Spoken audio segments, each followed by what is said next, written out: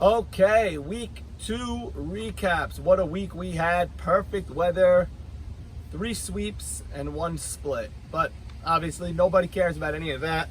Let's get down to the nitty gritty. Aharon Cohen, 2 for 6. Alfonse Missry, 0 for 1. David Harary, 2 for 5 with a walk. Leon Harary, 4 for 6 with an RBI. He's having a great year. He's up there in the league leaders in batting average. Reyes's no at-bats. Sammy S's 3 for 6. Salim Levy 2 for 5 with a walk. He replaced Harry Braha. Harry last week went 0 for 5 when he replaced Salim. And we got a couple of complaints both ways. Go figure. Okay, so that is basically the recap of this week. The captains of the league have decided that with everything that went on after week 1, everything that happened, all the storylines, blown leads, collapses, different things that happened within the game, dominant pitching performances, shutouts, comebacks, everything. With all that occurred last week, the focus of the captains this week was all about these replacements. That's all they care about. So many of them stayed silent, which is their prerogative, and others decided to go full force and either accuse the committee of a bias or just, insult the committee in a different way, insult the league. Each guy had their own path in which they decided to go through. To the one brilliant mind who decided that the committee is biased, I would like to remind him that the committee is made up of players on different teams. So why would Lee Zakaria on the Diamondbacks choose to give Mo Shama on One More Time an advantage? Why? Why would he approve someone that's better than the person being replaced to give a different team the advantage? Doesn't seem to make that much sense to me. Or why would Eddie Michon on DX decide to say, oh, you know what? Let me go help out my friend A.B. Saka and give him a player that is better than the one who quit. Why would he want to give that person an advantage? Obviously, I think we all know the committee members: Jack Abadi, Lee Zakaria, Eddie Michon, Sonny Shalom, Max Yedid. I think they're pretty competitive. I think they want to win. And I think if we know them, I don't know. I think we should trust that they want to win for their team. So they're not going to be biased in the direction to help the other team, obviously. Okay, after that, you should know that a lot of time over the last 2 years has been volunteered and given up by the committee members that I just mentioned. Not easy. We changed a lot of rules last year. We did a lot to improve the league. And I know that they did a great job. And I'm very proud of the job they did. I also know that they do not take replacements laxly. They do not just say, oh, approve, dismiss. There's analysis. They look up what they can look up. They talk to people. There's been 7, 8, maybe 9 different pickups. Okay? Picking up somebody when you have a deadline of a game that's coming up the next Sunday is not so easy. You have to find somebody that the captain wants. You have to find someone that wants to play. You have to find someone that is willing to pay and enter the league. You have to find someone that is available, not just equal talent. He's got to be available to show up and play. And maybe over the course of 8 or 9, maybe you miss 1, maybe you miss 2, maybe you miss none. I'm not saying we missed any. I obviously would say that it's way too early to analyze anything. And if the committee missed 1 at the end of the year, so be it. If Leon Harari bats 750 and outperforms David Farka of last year, who only batted 698, if he breaks his record by 52 batting average points, I'll be the first one to admit it. The committee approved someone that should not have been approved for that pick. We'll see what happens. We'll see how it goes. But to bash the league and to bash the committee members, I mean, it's beyond what I could really accept, knowing how much time that these guys give. And with everything that happened in week 1 and how we got those games in, we rolled the dice and got those games in. Don't forget. And look at the storylines that occurred from those games. And this is what the captains wanted to focus on. Think of the captains of the previous era. Are you telling me when Jackie Braha showed up and went 6 for 7 with 2 homers every Sunday morning, do you think he cared who was catching? Or when Ike Yedid was striking out people, you think he cared if the guy on the team against him was really a 9th rounder, but he got picked up for a 10th rounder? I played for these guys. They did not care. They barely knew.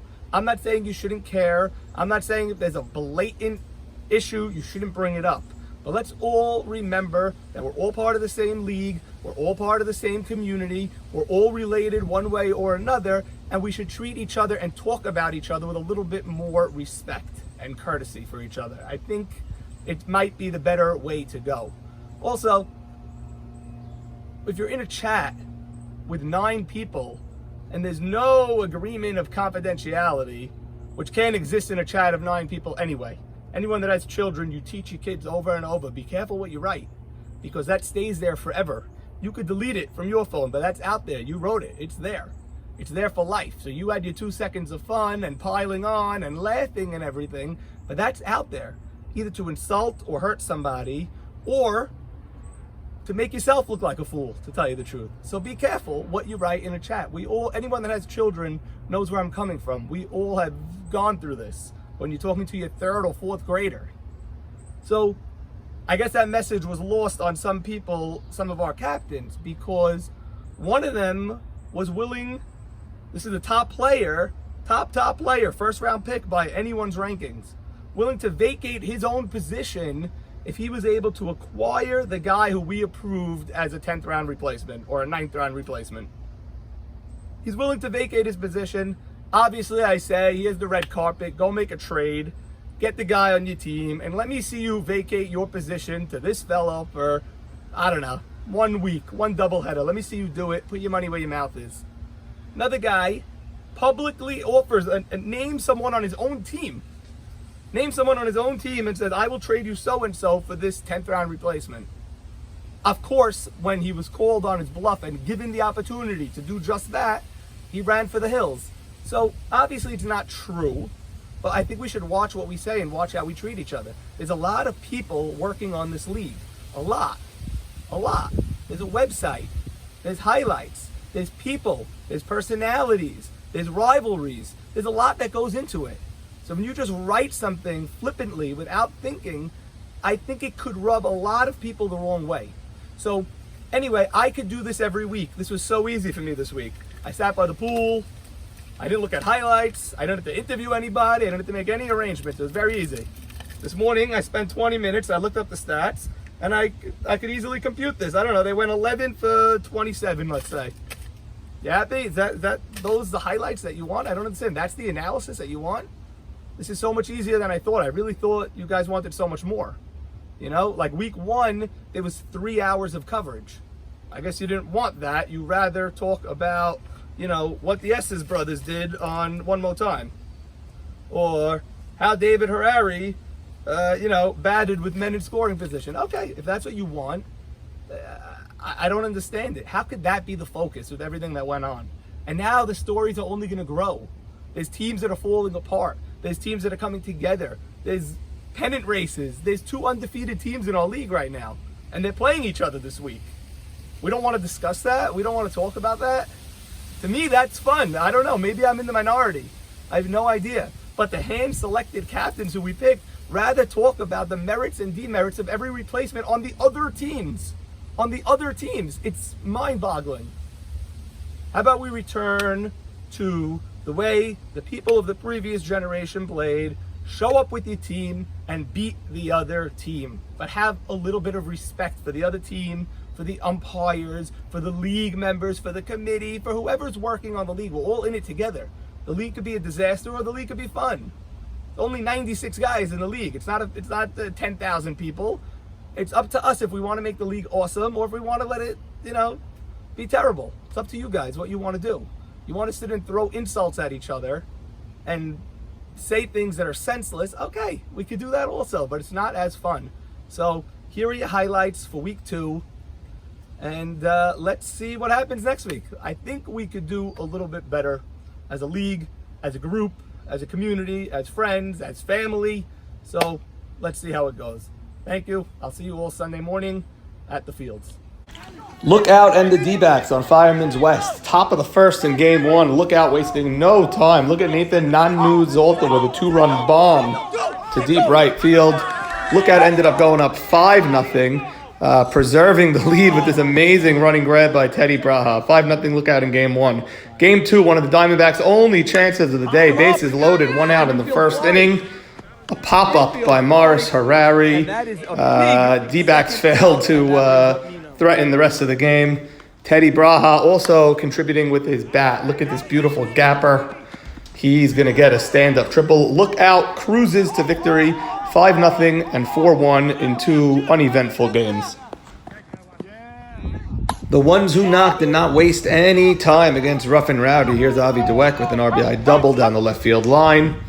Rough and Rowdy trying to battle back, but ends one of their early threats with a ground ball right back to Ralph Hannon, ending the inning. Here's Nasi Yakubovich, ground ball to short center. They try to get the force at third. Ball gets thrown away. More runs across the plate for the ones who knock. Here's Nasi Yakubovich putting an exclamation point on game one with a deep, deep bomb to center field. He ended up cruising into second for a double. Game two was a lot closer. Let's pick it up with 2-1 in the 7th. Nobody out. Abe Cohen advances the runners to second and third. Only problem, they did not bother to advance. Abe goes absolutely ballistic. Why didn't anybody tag? And that was basically the end of Rough and Rowdy for this game. They fall to 0-4. Over to the pool where DX is facing swimming. Here's Zach Ashkenazi, deep fly ball to right field. David Harary gets spun around. The result is a 2-run home run, scoring Farka and Z right behind him. Swimming can also flash the leather. Look at this, hard ground ball up the middle. Ruby Saka with the short hop to David Rishti. Rishti spikes it, but look at Gold Glove Stephen Batesh with the nice scoop. Baby Jigga playing at his playing weight, a majestic, long triple. He can do that, folks. Be warned. Swimming cruises to an easy blowout victory in game one. Game two, here's David Farka early in the game. Swimming, hoping for a sweep. He rips a double into no man's land, splits the gap, and this scores the only run of the game. As Swimming holds on to win 1-0, Maxi Deed, folks, has given up 3 runs in 4 games. Speaking of pitching, Nay B. And one more time, we're on Fireman's East. Nay B was dominant in game one. Threw a shutout, only gave up 2 hits. Look at this, one more time, a base hit, scores Juber. The ball clearly beat Juber, but somehow he evades the tag. Some defense from one more time. Jacobati rips it off the glove of Esses at first, but the ball goes directly to Juber, and Nay B covering first. Nice play over there. Game 2, cold-blooded at 0-3, desperate for a win. Jacobati puts it this time where no glove can touch it. A launch down the left field line. That'll score Jake, and cold-blooded cruises to a Game 2 victory and finally gets their first win of the year. One more time, and cold-blooded split the doubleheader.